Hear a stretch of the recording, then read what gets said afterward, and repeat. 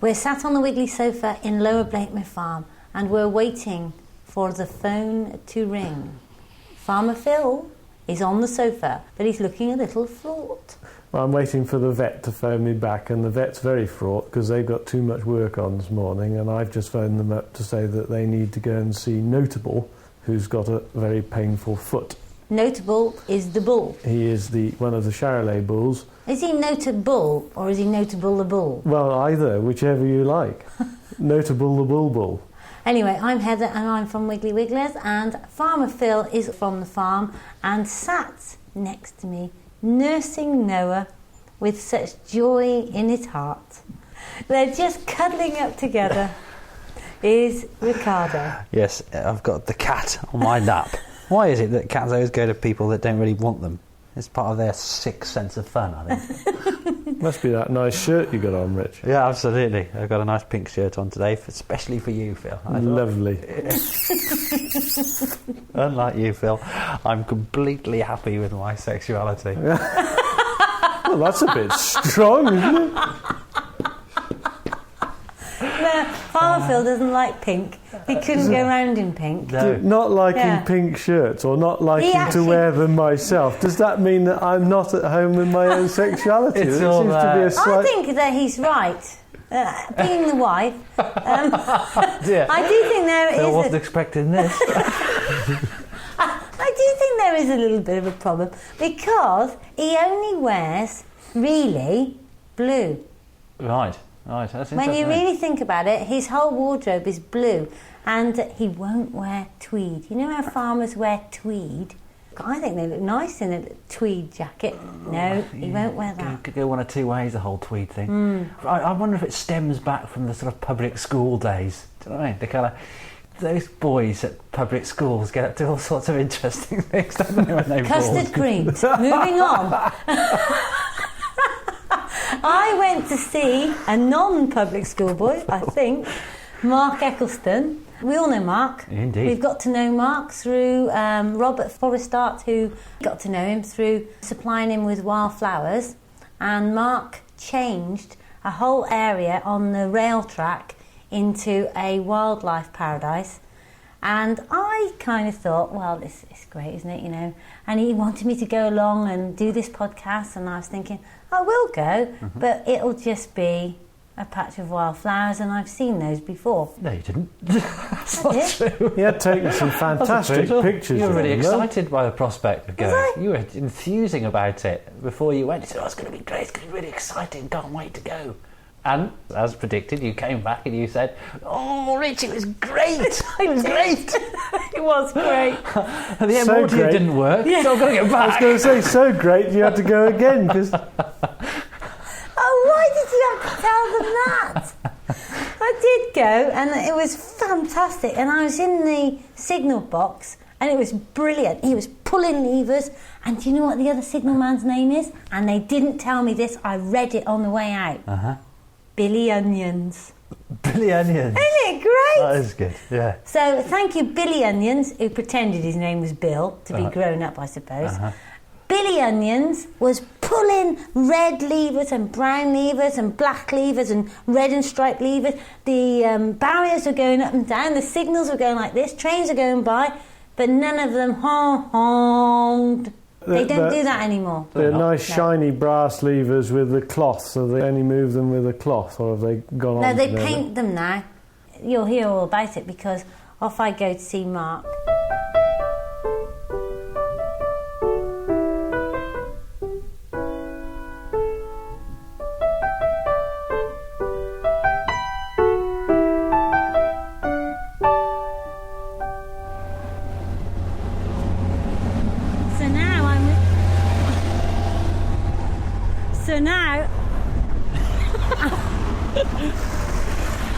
So now I'm with Mark, and I imagine this signal box would be in the middle of nowhere, you know, a little country lane, and you'd be sat there in isolation all day. But you're on the main road, mate.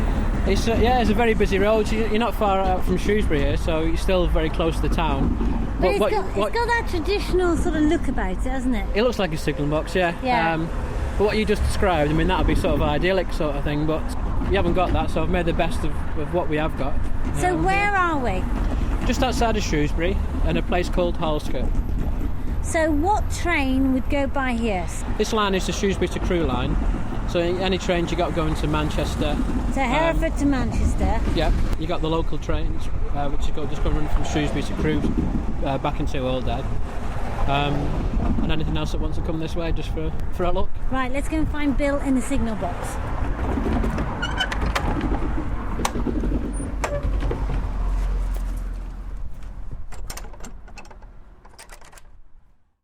I've never been in a signal box before in my life, and I don't expect there's that many people who've been in one.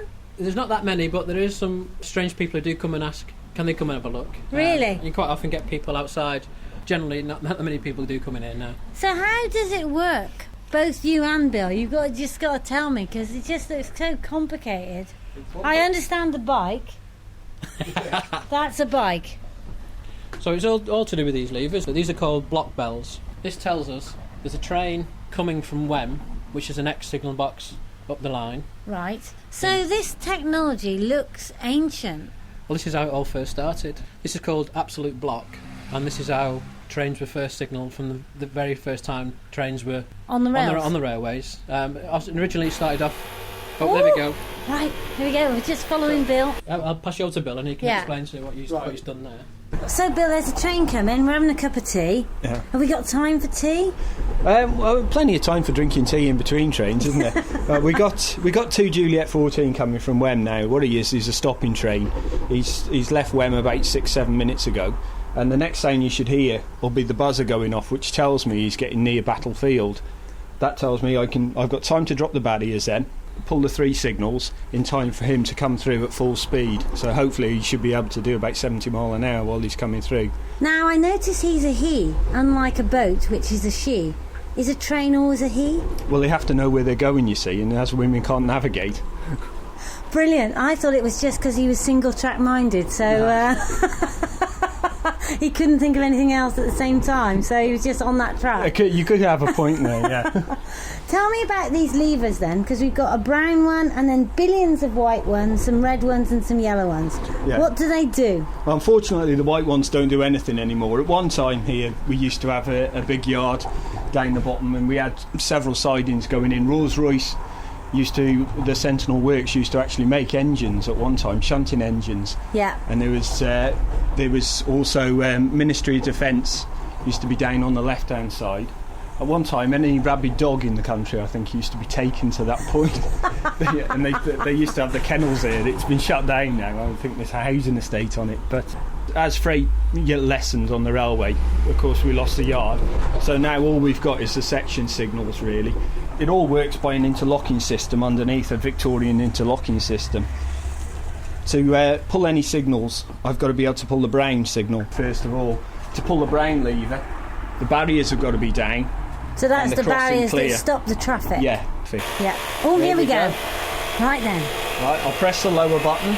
Okay. Now we're going so there's a lady in pink just running across the train track. And a dustbin wagon. Saying that, the dustbin wagon probably couldn't have stopped. It would have been worse if he tried to stop. Okay, so barriers are coming down now. Yeah. Right, once the barriers are down, I'm going to press the crossing clear button. I'll have to move you out the way a little bit as well.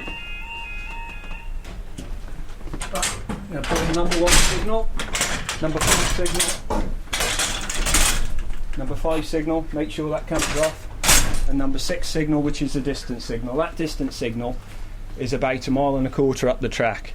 So that means once the driver sees that distance signal's off, he'll know the next 2 signals are off, which means he's got no reason to slow down. Okay. So he'll be able to come through at full speed. I'm now going to walk over to the block, and as the train approaches, I'll give my colleague at Crewe Junction 2 bells. When I give him the 2 bells, he'll give me back 2 bells to acknowledge, and he'll know then that the train's about to pass me and on his way to him. So that means that there's only one train in between each signal box? Yeah. He'll then put his needle up here onto train online. Once that's on train online, I won't be able to pull my signal again until he puts his back to line clear, which stops us having 2 trains in the same section. Yeah. So when I'm sat at the road traffic thing with the barriers coming down, there's no need to panic. No. Because you can't send that train. Here comes the train. You should panic a little. Right. Because there he goes. There's always a chance that the driver may miss the signal. Right. And go through on the signal. So if you're stuck between the barriers, it'd be Definitely your own leave. fault if you get... I'm now going to tell Wem, through the bells, that train's now past me. That means he can now send me another train if he needs to. There isn't one there as it happens. Well, not at the moment. And now I'm going to replace number 5 signal. If you want to see the signal go down, I can make it go up and down, as much as you want. Where am I looking then? Right down the bottom. Oh yes, right down the bottom, I see. Right, see, now he's down. Got ya. Now, once I put this signal, once I put it back into the frame completely here, I can't pull him again now. There's no way on earth I can pull that signal. So if I had a train here, I couldn't send him in. Right. That's the safety mechanism I said about where Crewe Junction. Once that train's past him, he'll drop the block, drop the needle down, and I've got to ask him for a line clear again before I can pull that signal. So this technology must have been cutting edge in what time? What would it be, 1860s or when they first probably started, About 1860, and now I see you've got a computer in here, but essentially we are still using that technology. I think, because it's not broke, then why fix it? The only time when they need to change this, which is called an absolute block system, to a track circuit block system, is if they need more capacity of trains, which is what they are. So at some point this all will change all this to track circuit, and then we wouldn't be here. We'd be in a signalling centre somewhere in Shrewsbury. Oh, you wouldn't even see the trains. with a big screen. That's it, yeah. Can you see a day when freight comes back, so that actually perhaps you would have more freight on the railways? We get quite a bit of freight now. It tends to run during the night time. What is it? Like coal? Or? No, it's a one with all scrap metal in. Yeah. Is one that's like an engineering train that runs up and down. So they say his jobs different parts of the country. That'd be bringing old sleepers, old ballast, taking it to somewhere to be cleaned, reused. There is one with coal. You also get the wagons off the boats. They're called Freightliner wagons, really. Yeah. But you see, like the big containers on the back of lorries. We get trains full of them. So the trains can be over a quarter of a mile long with those on. Yeah. There will come a time when it'll start because the coming roads back. are just blocked the whole time, aren't they? I mean, like Tesco's have started doing it. They have their own train, which is up in Scotland somewhere, moving the stuff around. So once big companies like start using it again and finding it's easier, then I suppose more will start doing it. When people go by, do they wave and admire your wildflowers? Because we're about to go out and look at what you've actually done on the siding. I imagine people do wave. Yeah. But because the trains are going so fast, it's just a bit of a blur. You can't see them. But you do get some strange looks when they walk past, so perhaps they might know about the flowers and they're trying to have a look and it's just a bit blur. Yeah. Now, we imagined you stood in here in, a sort of, I would say, a blazer with brass buttons, with little peaked hat, certainly a tie, and shiny boots, sort of waving like the Queen gently. But you both seem a bit cash. Well, yeah, cash but coloured like springs. We only wear them on a Sunday on special days. Oh, really? Yeah. Perhaps when the steam train goes by. Yeah, just to get to make it look that more authentic. Yeah. Oh, more dinging. What's he say, Bill? What he's done, that train's now past him at Crewe Junction, and now he also has a train for us. I imagined you two sat here for hours with nothing to do. Is that the case? There seems to be lots of trains going by. If you averaged it out, it'd probably train every 20 minutes from 7 o'clock in the morning till 7 o'clock at night, and then they start thinning out a wee bit. Yeah. Now, we spoke before about fitness and weight, and so I'm going on to Bill. So, Bill, you seem to me to be, a little bit more... how should I put it? Fit than young Mark. Yeah, I used to work on the tracks, which is digging the ballast all day. So I never used to have to worry about it. But since I come in here, I try to exercise when I get out. So. So do you do a lot of walking up and down the signal box? There's not a great deal of exercise in the signal box. I think you tend to have to leave it until you get outside. So do you cycle to work? I cycle to work, yeah. I live 3 miles away. Yeah. Yeah, my house would be from here. And what do you think of old Mark's gardening activities? I think it's improved it greatly. I mean, when Mark first came here, and that was absolutely full of Japanese knotweed. Yeah. It was an ugly sight. Very ugly. And it makes it quite interesting, especially when we have to stop the spray train, because we regularly get a spray train coming through every year. What's a spray train? What it does, it gets rid of all the weeds on the track. Oh, right. But of course, we don't find out about it. And there's a spray train coming. Oh no! So is there a man on the top going? Psh? Oh no, it's a proper big train. Yeah. Big tanks on. Farmer Phil would love this. Yeah. Weed killer coming out the side. Yeah. And what it does, it just sprays along the track. And what it do, it'd probably just burn the edges of your garden, wouldn't it? Really, Mark? So anyway, you know what he'd be like if we come back and all the edges of his garden. I do, yes. So a couple of times we've actually had to ring control. I'm going to have to stop this train. What? You're going to stop the train? And it starts getting a bit... and then when you stop them, you have to stop the train and ask them to stop spraying. You get the strangest looks. Really?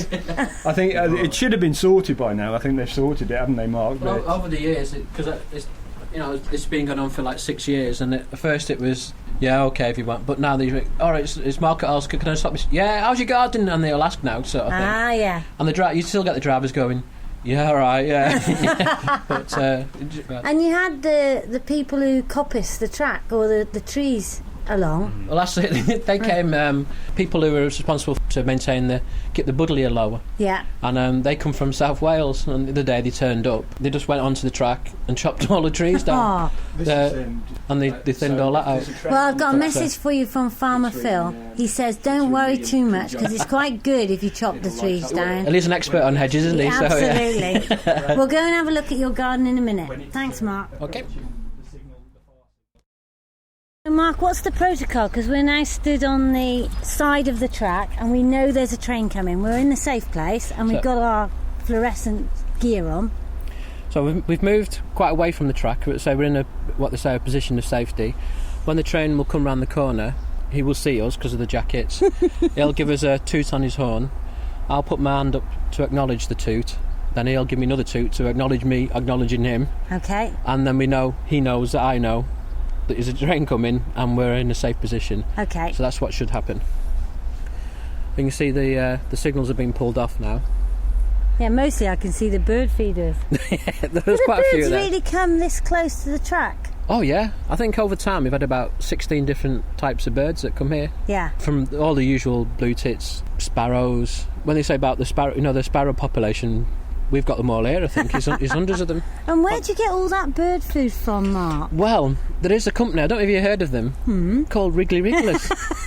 They're very good. They do a very nice selection of bird food, and the birds here seem to really appreciate it. Fantastic. So, I'm going to get Pip to make you a new little bird table. It's getting a bit damaged now, isn't it? Yeah. But, it just doesn't keep up the corporate image. that's it, yeah. You know, if you can put one of those little metal things on it. Yeah. By Wiggly Wigglers. Rach has joined us because she's got a bit of a cold. Rach, what do you reckon to that signal box? Oh, I think it's great. If they'd have got their uniforms on, it was just like walking into like an old film set from the 1940s or 50s. Yeah, except the double glazing. The British Rail or Network Rail have put in plastic double glazing in this beautiful old building. Right, Rach, stand back. Here's the train. Mark takes charge. So there you go, you heard him give me a beep. Yeah. I put my hand up and he gave me another beep to acknowledge that. Yeah. And we wave to him now and he'll wave back to us. Wow! You ever been that close to a train going like that? That's really good, wasn't it? Oh. Exciting. Oh, it's taking my breath away, that has. Right. Okay. Woo, that was a bit fun. Wasn't that strange? Because the only time that you ever get to be near a train is obviously when you're on the station platform and you're tall. That's it. And then the train was massive, wasn't it? It's a bit frightening, almost frightening. It took my breath away. But once again, what surprised me is this primitive system of moving the signals up and down on the track is basically just a cable running along the floor, and they're still doing it like that now. Well, as I say, I mean, if it works, and it has done for hundreds of years, then why change it? Absolutely. Right, come on, let's go and look at this area. When did you start to alter this area, Mark? How big is your garden? Well, it's split into two sides. Obviously, one side of the track. Yeah. I started first over on the other side of the track, and I'd say that was probably about 70 metres long or something like that. Yeah. That took me a couple of years to clear. Once I'd cleared that, I thought, well, I've got nothing to do. I'll have to start on this side. Yeah. This side's slightly shorter, but it's a lot wider. But this was all full of trees, loads of bramble, and so this took me probably about a year to clear. And what was your aim? Just to create a place for wildlife, because like everywhere's disappearing because of houses, being factories and whatever, but the railways, you can't do nothing on the sides of it, so it's like a green corridor throughout the country. So it's really important to have these places, and rather than just being all overgrown brambles, it does have a certain use, but not as much as what it has got now, sort of thing. So my aim was just to create a patch where it'd be more useful for wildlife. Come on then, let's have a look. Okay. Tell us a bit about the plants that you've planted and the ones that have come. Well, all the plants have all come from Rob, from the Robcast. I remember. Which he's based just up the road at Hadnell. Yeah. So there are plants, really, aren't there? Oh, yeah. And if it wasn't for these plants, then I wouldn't have known you. So really, all this here has resulted in me knowing you, and all the bits have gone on between them. And knowing me. Isn't it really nice? Toad flax, beautiful toad flax. Yeah, I mean, in here now, I mean, you come in obviously towards the end of the sort of flowering season, but you got toad flax, you got marjoram, oxeye daisies, you got bird's foot trefoil over there. Oh, yeah, lovely. And there's other stuff here that I haven't put here that's just likes it so much they've come and joined in. And what wildlife have you ended up seeing? Well, you obviously got all your insects, your butterflies, the birds. But recently, hedgehogs have moved in, and we do get a fox wandering up and around. Fantastic. The teasels look just brilliant, don't they? A whole clump of teasels. One of the pictures that's in the Wiggly collection is teasels. Yeah. And that was taken see that box over there? Oh, that sort of boring-looking cabin, yeah. That was taken with the teasels. That's the background, and that's where the teasels were over there. Really? They're beautiful, aren't they? Well, the good thing about them as well is because they seed quite freely, they move around each year, so you're not got a garden that's like a set garden. It changes each year. And you're trying to get the teasels to move up the track past that Rose Bay willow herb. Willow Bay herb. That's Rose herb willow bay. That purple one, yeah. Basically because with the Rose Bay, once it gets somewhere, its roots kill everything else off. Yeah. So what I'm trying to do is put a block between that and here, and using the teasels to stop idea. But you've also got garden plants in here. I can see lavender, and I can also see a pampas grass. Well, the lavender... I understand the lavender. Buzzy bees, that's it, they love it. But why, oh why, dear Mark, have you got pampas grass? It's like sort of going back to the 70s, it is, isn't it? The 70s front gardens. Yeah. Well, what it was one of the work colleagues had some in his garden, and he was updating it from the 70s to the present day. Yeah. And rather than just chucking away, he asked me, do I want them? And I said yes. And yes, they are quite sort of funny sort of plants, and what use are they? But the real use is, in the springtime, with all the fluffy heads, you see all the sparrows, the goldfinches, pulling the seed heads off. Yeah. And using it for the nests. Fantastic. Because it looks really cool, doesn't it? It's one of them sort of architectural plants, as they say, isn't darling. it? Architecture. But I can also see, is this really ragwort? Have you really got ragwort? Well, it's a story. I mean, this is a notifiable weed. This is drastic. Well, a horse eats this, it's automatic death. Ned is dead. Oh, no. Well, we haven't had many horses through here recently, so we're all right. But if any do come, we'll tell them not to eat it. All right. But the thing is with ragwort is two types, I believe. And one of them is called Oxford ragwort. And that started off, obviously, in Oxford. No. But it was changed, surprisingly enough. Yeah. It got moved throughout the country by the trains. Because as the train goes past, it makes a wind. Yeah. And the seeds were carried around the country. So trains are responsible for moving that around the country. So there's absolutely no danger to any animal here because obviously we're right on the edge of the track. So if there was to be a place for ragwort, it would probably... I believe that there are about 60 insects rely on that for their food. Now our listeners will know that you do take, far be it from me to compliment you, but you do take Oh, Heather! some absolutely wonderful photos. Thank you very much. You're welcome.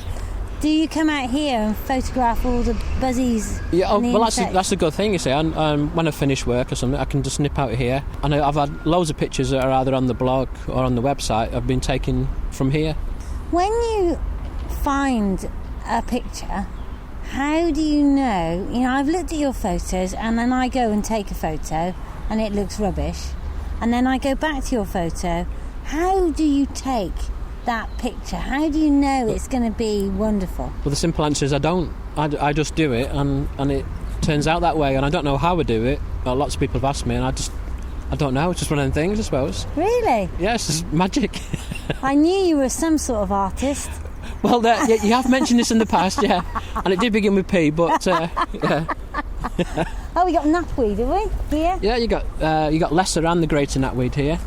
Oh, we got scabious right down, clinging to the edge of the track. That's the devil's bit scabious, it's just hanging in there. And you got the field scabious, you got corn cockle. There's lots of other, what people would say were weeds. Plantains and grasses. You got fleabane here. Oh yeah, fleabane's just gone over. Sneezewort. You really have got amazing diversity. What do you think of it, Rach? I think it's really, really good. There's such a lot of it as well. It's a much bigger area than I thought it was going to be. This is a substantial garden, isn't it? Well, with the wildlife gardening, people think you can just let it go, but I do have to control it because the daisies would take over or the plantain would take over, so it does require a certain amount of work to And keep. there does seem to be a path all the way through it. I've made this path specially for you. Oh, I because see. I didn't want you to get lost in all the very tall plants that are about 2 to 3 foot tall.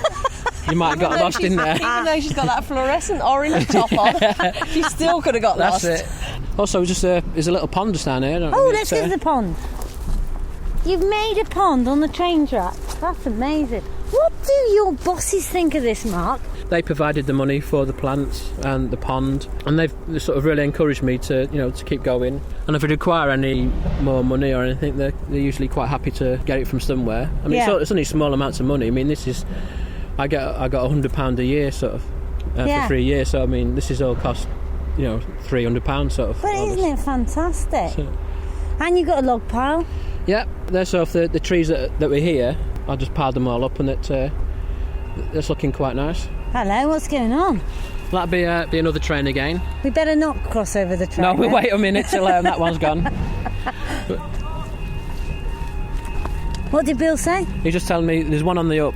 Okay. So we got the up and down track. Right. So I know which side that's going to be on. Yeah. There's wildlife in the pond. There's snails. Look. Oh yeah. Got snails in the pond. Gosh, who'd have thought, Rach, when you got up this morning, that you would be pond dipping on the edge of a train track in Shropshire? It's great, isn't it? Okay, so we're going to cross the track, assuming it's safe. Yeah, we just got the nod from Bill. There's no trains are here, and obviously you can see that because the signals are all down. Yeah. So it's safe to cross over at the moment. Okay.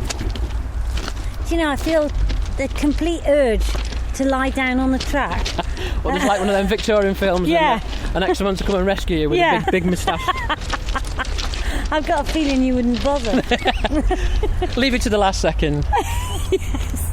Okay, so we're over the other side. So this is the bit that you actually started on.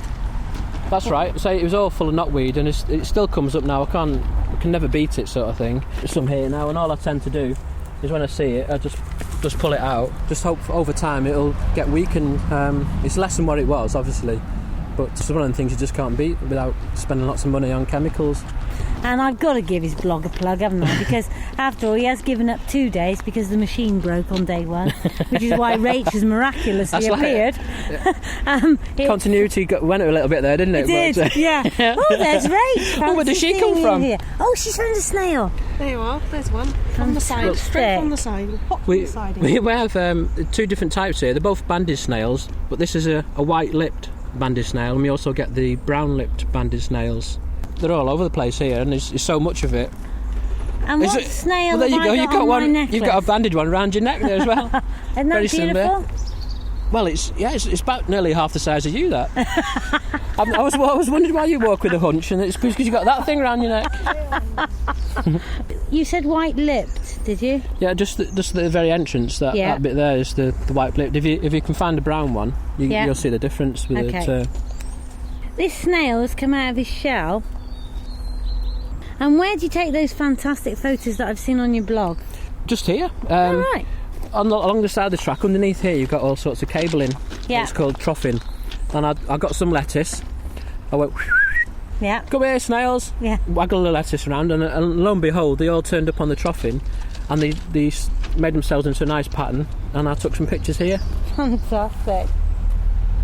Well, I think what you've done is really amazing, because this is really guerrilla gardening, isn't it? At the edge of... I know what you mean about the guerrilla garden, where people just get a patch and they'll sort of take ownership of it, Yeah. and then they'll make it look nice. But have you inspired any other signal box folk to garden? I know that one of the signals at Bromfield, he got in touch with me the other day and was asking about my garden and where I got the flowers from, so he was hoping to get some stuff for his signal box. So the message is, even if you haven't got a massive garden at home, which you haven't, you've still affected, well, I'd say it's about half an acre of space altogether, because you've got the space opposite your home, Yep. which is marked. That's it, yeah. I shall refer to it as wiggled, for my own ego, and here as well. The garden is very small at home, so to compensate for that, I've got all these patches that I can look after and do my bit there, sort of Yeah, thing. I love it. Great photograph of you with a snail there on your finger. Have we got a camera or not? Nope. No. Oh. Thank you very much. When you listen to this, of course, it'll be the future. So isn't it cool that we're recording this and somebody is in the future? So I wondered what it was like.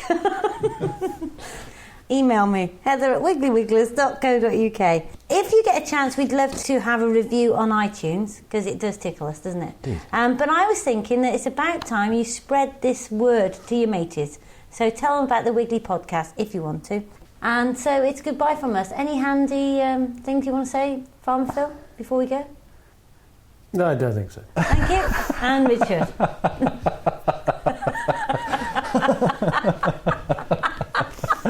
Okay, well, I've got two little handy tips. Is this the time for those handy tips, or is that something in the... Are those two little handy tips I need to be keeping for the future? Absolutely, but it's the past. So thank you, Richard. Okay. Goodbye, Noah. It's bye from the Wiggly Sofa, and hope to see you all next week, or in your case, last week, but in my case, I don't know when it'll be. Bye. Bye. Bye from me.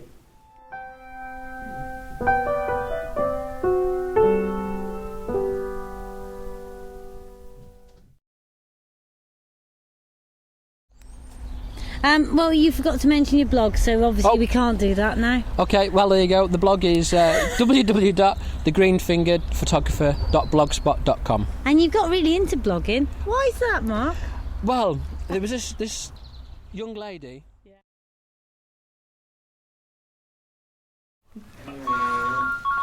Oh, it's the vet. Warned him about the vet. Well, It's surreal. hello. Hi, Chris, how you doing?